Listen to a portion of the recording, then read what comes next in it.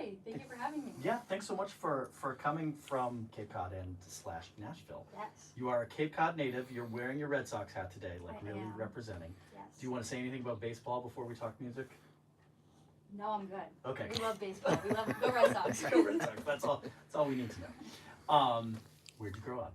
I grew up in Dennis. All right. Yep, right in Dennis. Yeah, I grew up there. Well, we actually moved from Brewster when I was 7. Oh, all the way Dennis. from Brewster to Yes, Dennis. exactly. Yeah, like, And then both my parents grew up on Cape. And I'm pretty sure my grandparents did too. So like, we go way back. all right, you are not just a wash ashore. Yes, exactly. Or, yeah, you're. I've been on shore my whole life. You've been playing on the Cape as a youth. I know you've moved to Nashville, and we'll talk about that. But Yes, like I started lessons, like I started with piano lessons when I was 7, and I mean like doing recitals and whatnot, and then switched over to guitar when I was around 12, I want to say, and just have been doing like the Cape Cod circuit, and then last year before I moved to Nashville, I did all the Cape Cod restaurant gigs and whatnot. what is the? Tell people what a Cape Cod restaurant gig is like, because I feel like that's a very specific thing. I don't know if you know this about the station, but we have a big online audience, so some people have never even been to the Cape. Okay. Like, what is a Cape Cod like restaurant bar gig like? A lot of them on the water, you know, like you have a water view, ship sailing, and then you have, like one of my favorites is the Robber in Falmouth, Oh yeah. Okay. and I just remember like, you know, lugging all my speakers in, setting it up. You're kind of stuck in the corner, just like, and you're not the background music, but you're the entertainment. You're the vibe. Yeah, you're bringing the vibe. You're bringing the set list. And I played those all last year, and I had to like learn I had to learn enough songs to fill 3 hours. So that was like. How many songs is that?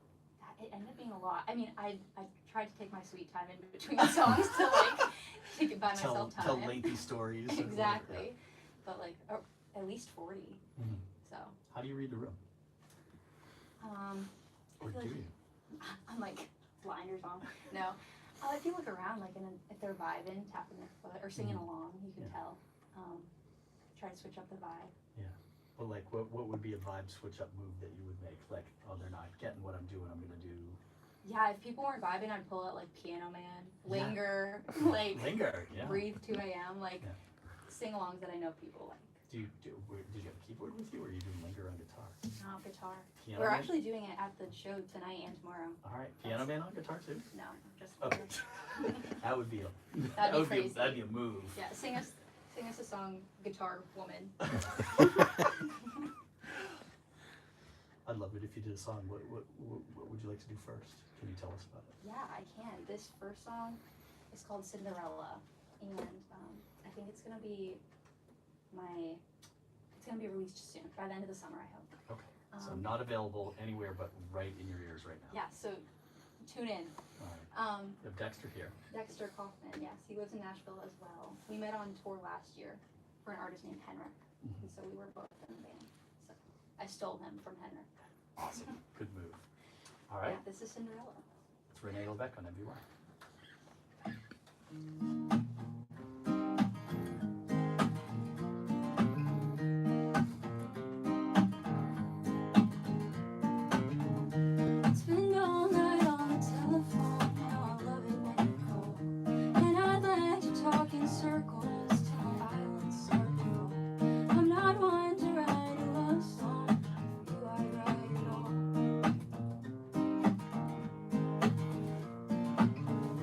How's the weather back on Broadway?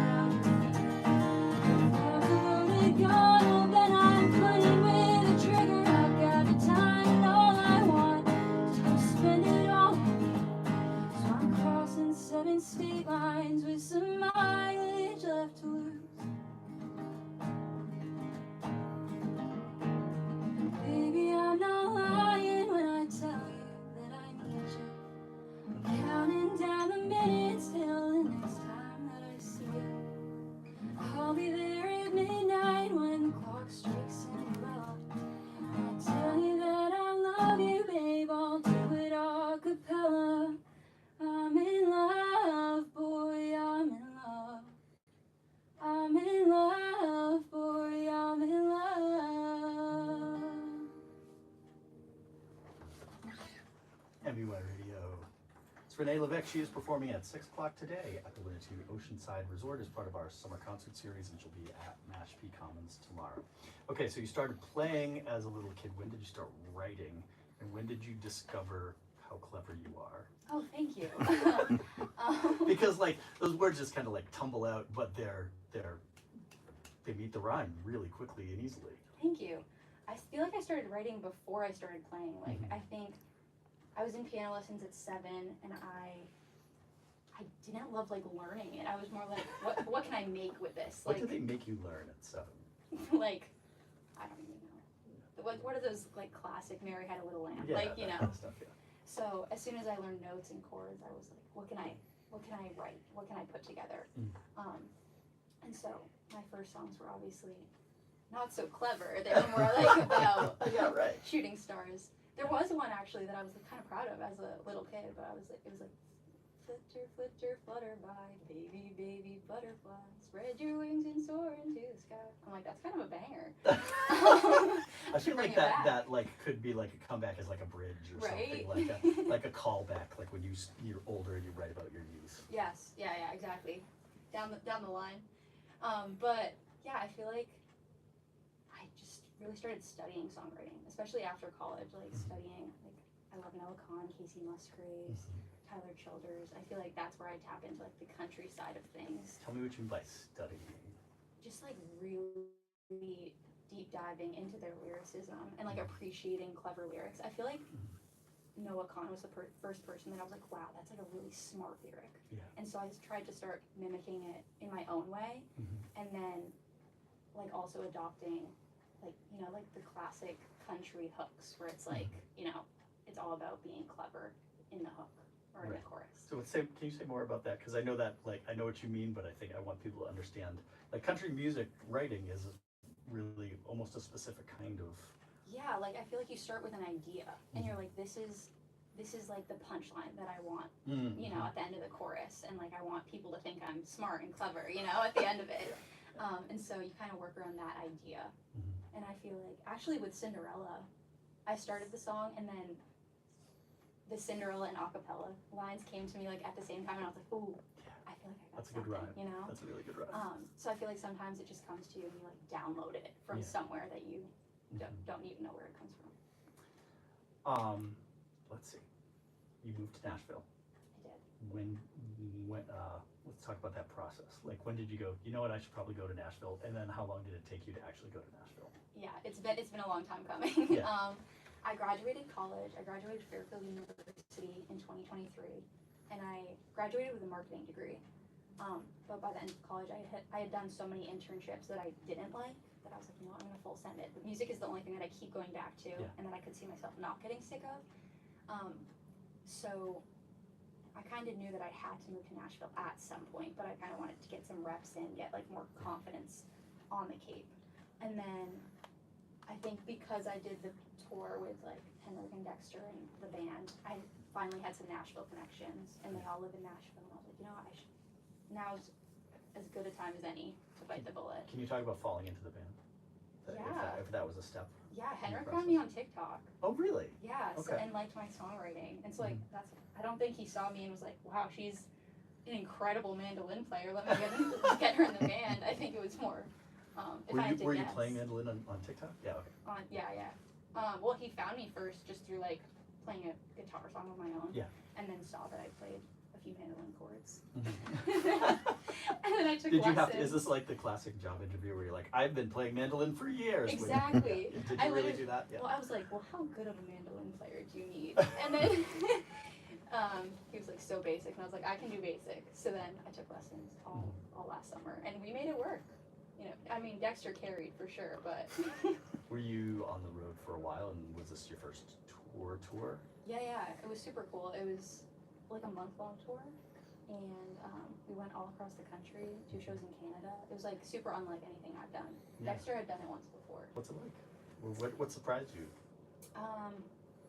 Very little sleep, pretty bad diet, but a lot of fun, and it feels like summer camp, and like you're bonding with the band. And were you guys in like a sprinter band or something? Yep. Yeah. Oh, I mean, like, we did sleep in hotels every night, so. Oh, you did? Yeah. Okay, well, It that's was just good. like you got to bed at 3 a.m. Yeah. So, Of course. lots of heavy lifting. I feel like I got stronger on the tour with all the equipment. But yeah, it was really fun. And it was just like cool to see all those venues. And now I see people like going on tour and playing those same venues, and I'm like, oh, I've been there. I know what that green room looks like, you know? So I feel like that's kind of cool. Who had the coolest, or this is like a best and worst, who had the best or worst green room? Oh my What's God. the nicest or the grossest that you've been in? The nicest was, what was that? Dexter can City. jump in if you. That was like, it was huge. It was for the Harry Potter like Halloween show. Oh, that Indianapolis show had a great green room. Great They had upstairs. and you were in like a Harry Potter world? It was Well- a Halloween show. Oh, it was a Yeah. Halloween show. Oh, so you guys dressed as Yeah. the He was Harry characters? Potter. I was Hermione. Henrik's a redhead, so he was Ron. Yeah.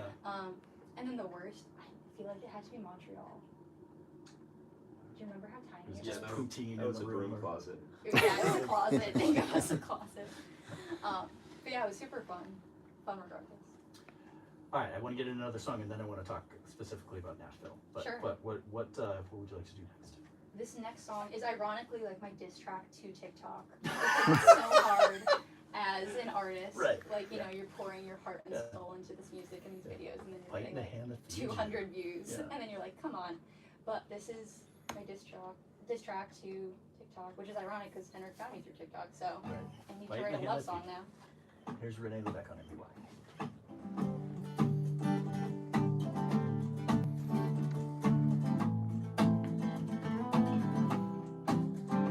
All girls say post consistent, you ain't going viral. Took all of it to heart until one day it made me spiral. It's a marathon, not a sprint. I can't even run a mile. I've been tongue-tied for a year now. Haven't slept good in a while. And I'm counting likes like calories. It's one hell of a diet. Got one friend off the grid now, and I'm thinking I should try it. Put some music for myself. Without wondering if you like it. Or a person. Well, I'm thinking I should fight it. I might be alone on the internet. My bedroom walls, they tell me I'm so. Match be enough to kill my ego. She keeps knocking on the wall. My parents blame the damn phone. I just didn't want to hear it.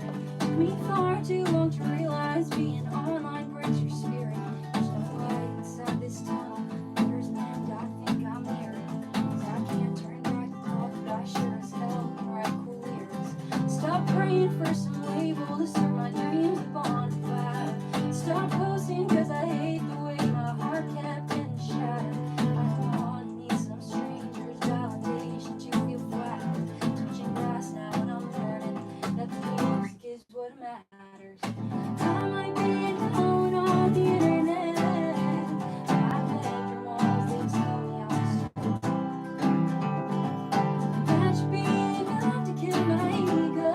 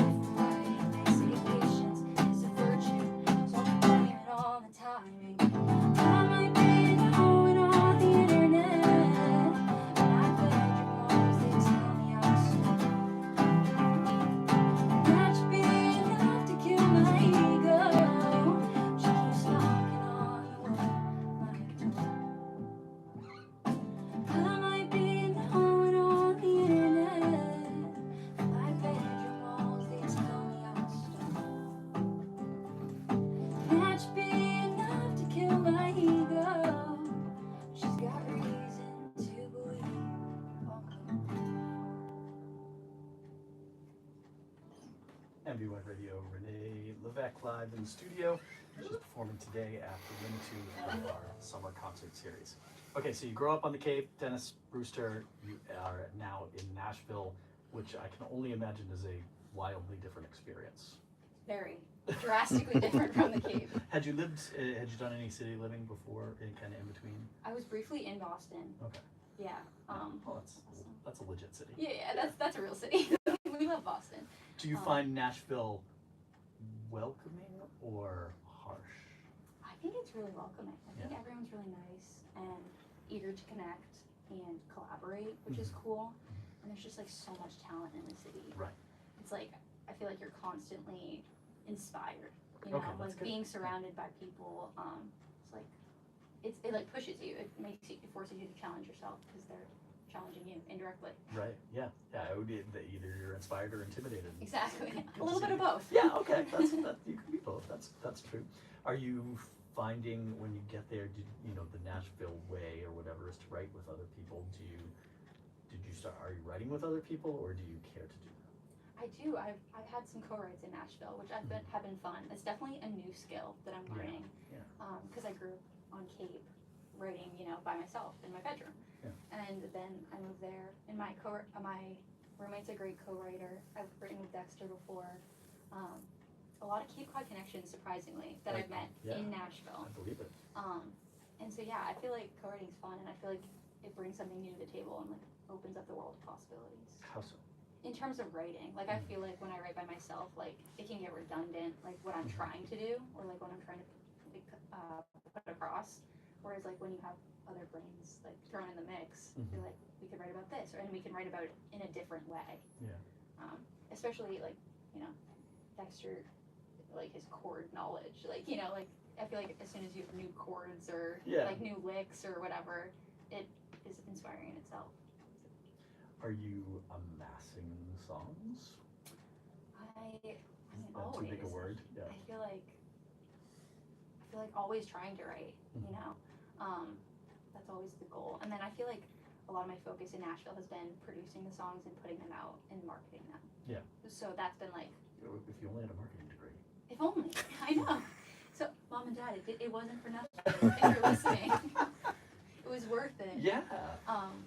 So yeah, I feel like just tapping into new skill sets, and I feel like being down there, surrounded by so many talented people, I feel like the production side of it has especially been fun down there. Like in studio side? Yeah. Production side, Just being in the studio and like seeing my songs brought to life. Yeah. Like, wow, these guys are talented. How much of your energy as a young independent artist is spent on things that aren't music but are career, like marketing, TikTok, that stuff? Like, is it an overwhelming amount or an unpleasant amount, or is it just it's the deal? Like money wise or No. time-wise? Time wise and maybe like heart wise, Okay. soul wise. Honestly, I feel like it's half and half. Yeah. Which is, I feel like a lot of artists don't want it to be that way, because Right. I've been there too. I've been like, well, if the music is good, it'll find the right people. But then since being in Nashville, and like, I'm like, all right, I'm here to do music. I need to market it correctly. Right. I feel like, and it works. Like, Yeah. you hate to say it, but it works. And I feel like the marketing is just as important as putting out a good song. Yeah. Like, so, yeah, I mean, if no one knows you're doing it, it doesn't matter how good it is. exactly. Right. It is a part, but I think there are artists who are like, I just don't want to do this part of the job. Yeah, Every job is like that. There's a part of the job you don't want to Of do. course. But in the music industry, it seems like the amount of time artists now have to spend promoting themselves is grown. yes. And it is like frustrating, and it's a learning curve for sure. But the best advice I've received, which I'm like, I didn't need to go to school for marketing. I just need to hear this one quote. Oh, good. Let's dispense it, please. Just post what you would want to see. What would you want, like, or and same goes for like, write the songs that you would want to hear on the radio. So like, do what you would want to see, and then chances are other people would want to see it too. Sure. Yeah. So That's how you find your people. I started doing that, and I was like, wait, whoever said that was onto something. Do you know who said it? You don't. It was my producer Johnny Oh, okay. down in Yeah. Nashville, Mhm. and I was like, wait, that was so wise. So simple yet so wise. We have time for one more if you want to do one more. Yeah, this next one's called Southern Belle. Okay. It's about No, I heard this before, and it's like there's You talk about your both places, Nashville and here, right? Yeah, yeah. Yeah. So it's like he wants a Southern belle, but I'm a girl from Massachusetts. Like, sorry, bro. He doesn't know what he's getting. Yeah, exactly.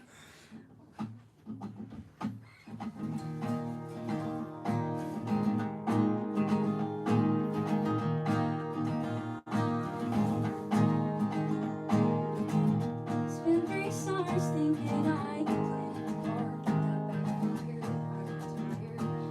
Be something I'm not. Wasted energy on someone who's not right for me. Now I'm lost. Past cross lines tangle up. Seen it all before. I could change myself completely. That's not what he's looking for.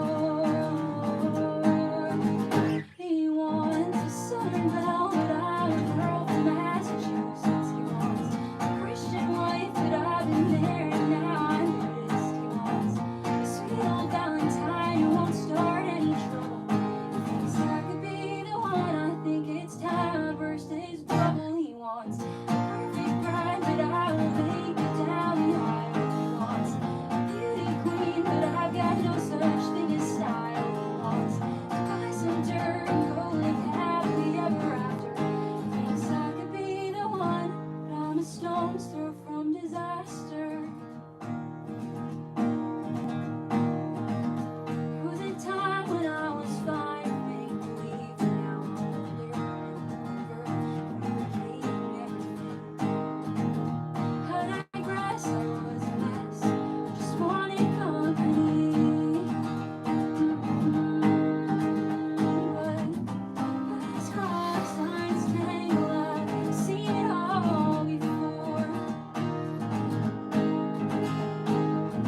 I could change myself completely. That's not what he's looking for. He wants a Southern belle, but I'm a girl from Massachusetts. He wants a Christian wife, but I've been there and now I'm Buddhist. He wants a sweet old Valentine who won't start any trouble. Thinks I could be the one. I think it's time I burst his bubble. He wants a perfect bride, but I'll make it down the aisle. He wants a beauty queen, but I've got no such thing as style. He wants to buy some dirt and go live happily ever after. He thinks I could be the one, but I'm a stone's throw from disaster.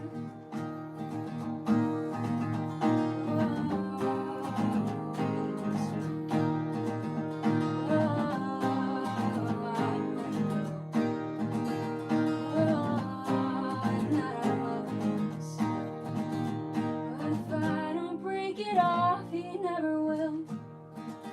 He wants a Southern belle, but I'm a girl from Massachusetts. He wants a Christian wife, but I've been there and now I'm Buddhist. He wants a sweet old Valentine who won't start any trouble. He thinks I could be the one. I think it's time I burst his bubble. He wants a perfect bride, but I won't make it down the aisle. He wants a beauty queen, but I've got no such thing as style. He wants to buy some dirt and go live happily ever after. Thinks I could be the one, but I'm a stone's throw from disaster. MVY Radio. Renee Levesque, she performs today as part of MVY Radio's summer concert series. You can join us for a free show on the patio at the Winnetou Oceanside Resort Tama. If you can't get to the island today, then you can go to Mashpee Commons tomorrow at the bandstand for a free show at 6 o'clock. Renee, Dexter, thank you so much for being here. Thank you so much for having us. Absolutely. All right, we'll see you tonight at 6 o'clock. Awesome. Can't wait. Back to the tunes.